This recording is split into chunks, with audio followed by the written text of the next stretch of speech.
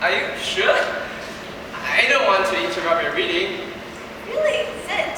I would like very much to have you do so. The light is too bad for reading. I would prefer to talk. Well, if you insist. You know, you've got to be the most stunning girl I've ever seen. Honest, I had my eye on you since yesterday. Yesterday? Didn't know somebody was bound by those pretty lambs of yours, did you? Honeysuckle.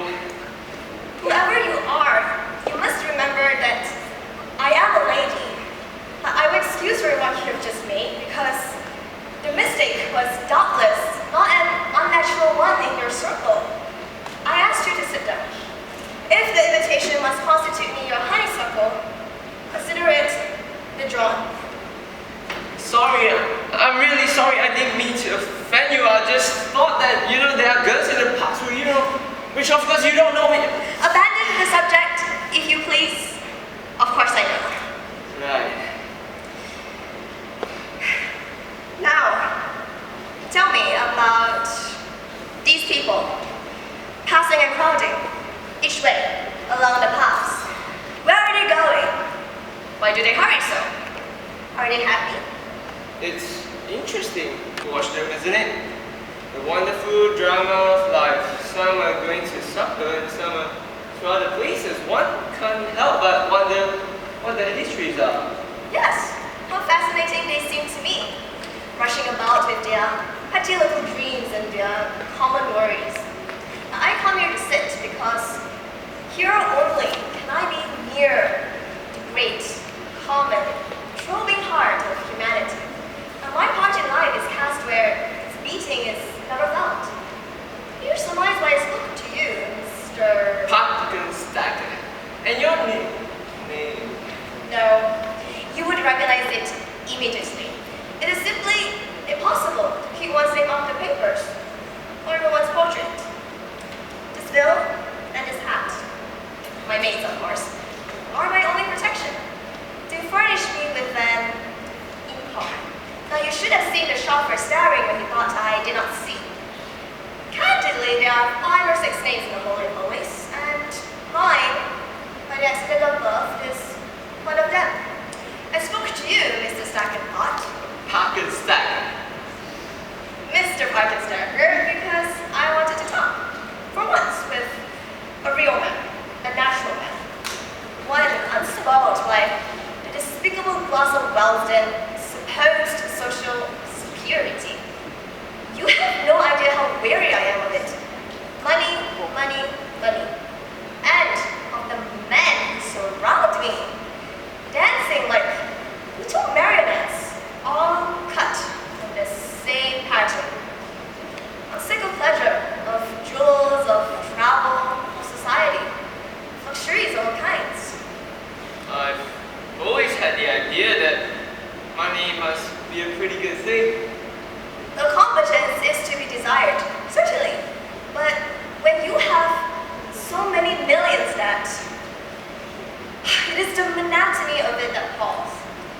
Drives, dinners, theaters, balls, suppers, balls, dinners, more balls. Full of cars by, dinners and suppers. With the gilding of superfluous wealth over it all. Sometimes, the very tinkle of the ice in my champagne glass nearly drives me mad. Now,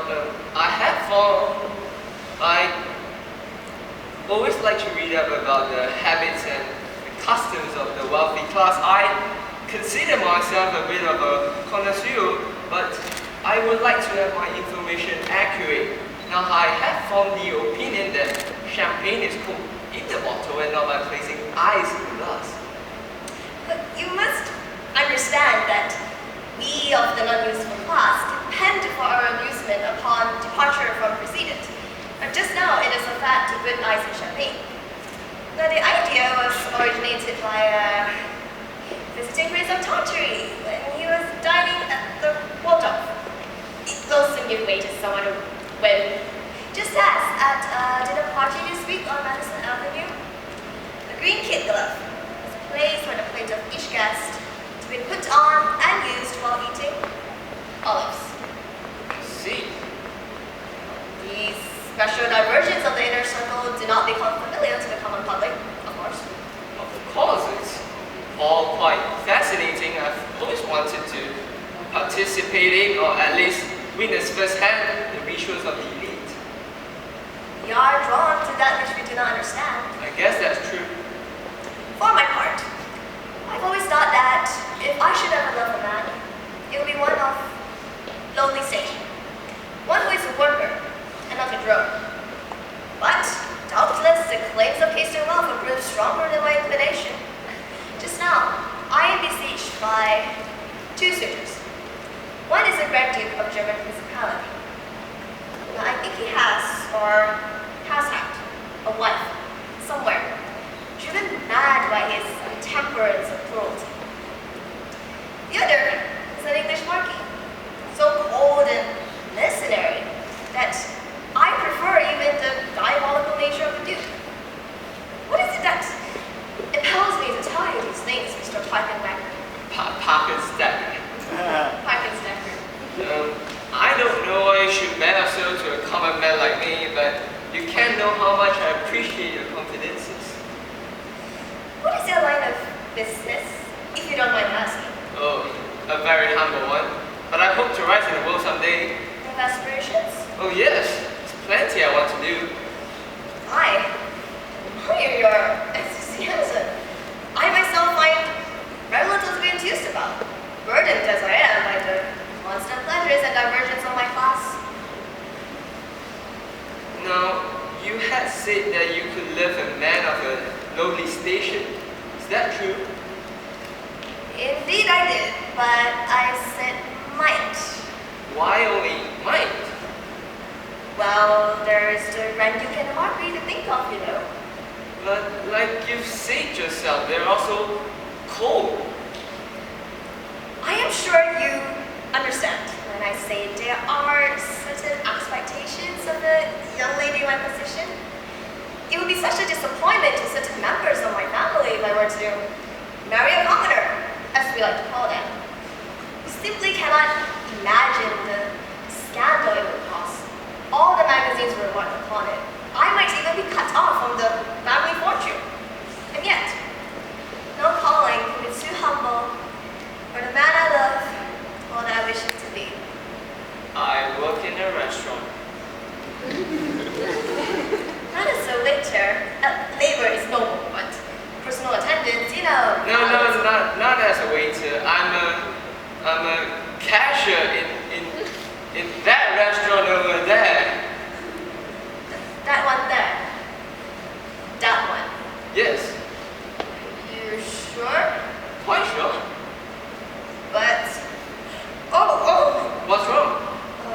I'm late for an important engagement. An engagement? Yes. Like a ball or something? Yes. Will I see you again? I do not know. Perhaps, but the women will seize me again. I must go quickly now. There is a dinner and a box to play and the same all round. Perhaps you noticed an automobile at the upper corner of the park as you came. One with a white body. And red running gear. Yes, I always come in that. Pierre waits for me there. He supposes me to be shopping in the department store across the square. Conceive of the bondage of the life wherein we must deceive even our shoppers. Good night. Wait, can I just walk into your... No, I mean, no. If you have the slightest regard for my wishes, you would remain on that bench for 10 minutes after I've left. I do not mean to question your intentions, but you are probably aware that autos generally that monogram of their owners. Again, good night.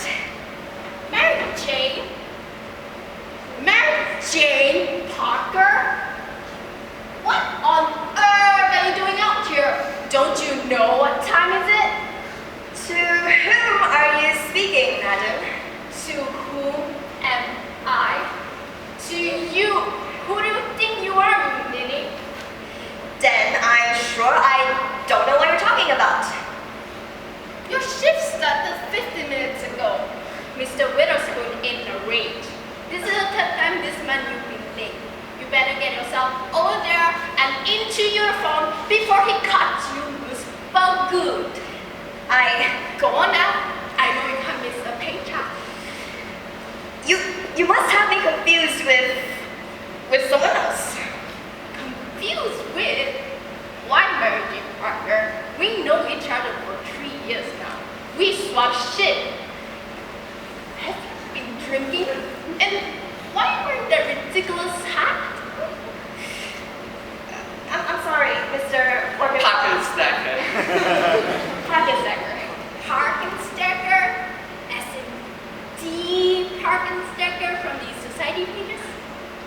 double-sided pages? If only I was so fortunate. You must excuse me. My chauffeur is waiting. Chauffeur? What kind of crazy are you putting on? You never own a chauffeur in your life. You don't even own an automobile. I do so. Since when? Since... Oh, get away from me. I don't know you. Don't know me? You have been drinking. I'm telling Wait, you. you forgot your... It's gonna be so bad experience in the next week. You're so bad. You're so bad.